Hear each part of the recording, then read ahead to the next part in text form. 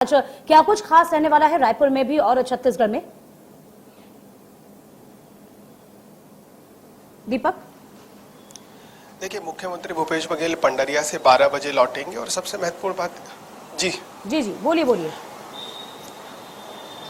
देखिए, 12 बजे लौटेंगे, समीक्षा बैठक करेंगे, क्योंकि जिस तरीके से भेंट मुलाकात होता है तो अगले दिन समीक्षा बैठक होती है। समीक्षा बैठक में उन तमाम चीज़ों की चर्चा की जाती है जो उससे एक दिन पहले वो वहाँ जनप्रतिनिधियों से मिलते हैं, वहाँ अधिकारियों से मिलते हैं। उसके बाद समीक्षा बैठक की जाती है, पत्रकारों से रूबरू होते हैं और तमाम सवालों का जवाब देते हैं। शाम को लौटेंगे, मुख्यमंत्री निवास में एक MOU किया जाएगा पुणे की एक संस्था के साथ। उसके बाद अगर बात की जाए, सबसे महत्वपूर्ण फैसला जिसको इंडिया न्यूज़ लगातार दिखा रहा है, आरक्षण को लेकर जो बवाल मच रहा था, PSC का रिजल्ट डिक्लेयर होना था, जिसके ऊपर फिलहाल रोक लगा दी गई है। ये सबसे बड़ी खबर है अभी तक की, क्योंकि जिस तरीके से 58% आरक्षण की जो चर्चा की जा रही थी, उसको 50% लाने के ऊपर हाईकोर्ट का जो निर्देश आया 19 तारीख को, उसको लेकर लगातार भारतीय जनता पार्टी सड़कों पर उतरने की बात कह रही है। उधर भूपेश सरकार कह रही है कि भारतीय जनता पार्टी को अपना स्टैंड क्लियर करना चाहिए।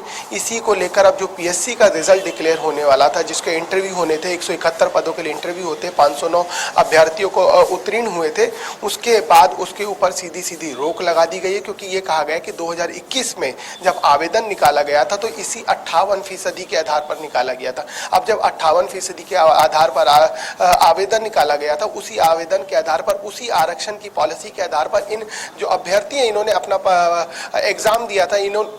अब एग्जाम देने के बाद अगर अब रिजल्ट आया है और जब 58% के ऊपर रोक लगा दी गई है, तो कैसे रिजल्ट जारी कर दिया जाए? क्योंकि पॉलिसी में बदलाव करने की बात हो रही है, जिसको लेकर कल भारतीय जनता पार्टी के जो वरिष्ठ आदिवासी नेता हैं, चाहे पूर्व मंत्री केदार कश्यप हो, चाहे नंद कुमार साय हो, चाहे लता उसेंडी हो, इन तमाम लोगों ने प्रेस कॉन्फ्रेंस की और एक लाइन में साफ साफ कह दिया कि सरकार ने अगर सही से अपना पक्ष रखा होता तो ये नौबत नहीं आती, और अगर सरकार कुछ नहीं करती है तो हम चक्का जाम करेंगे, हम सड़कों पर उतरेंगे। तो एक चीज साफ है कि इस मुद्दे को लेकर जिस तरीके से प्रदेश में राजनीति हो रही है और अब PSC का रिजल्ट होल्ड हो गया है, तो इससे एक चीज साफ है कि इसको लेकर भी बवाल हो सकता है। अभी ये पहला मामला जिस चीज की लगातार चर्चा की जा रही है कि अभी तो सिर्फ और सिर्फ आरक्षण की बात हो रही है, अभी उस चीज के ऊपर बात ही नहीं हो रही है कि जिनकी नियुक्तियां इस आधार पर हुई हैं उनका क्या होगा। अगर उसके ऊपर भी कोर्ट का कोई आदेश आता है तो ये 100% है कि प्रदेश में बवाल होना लाजमी है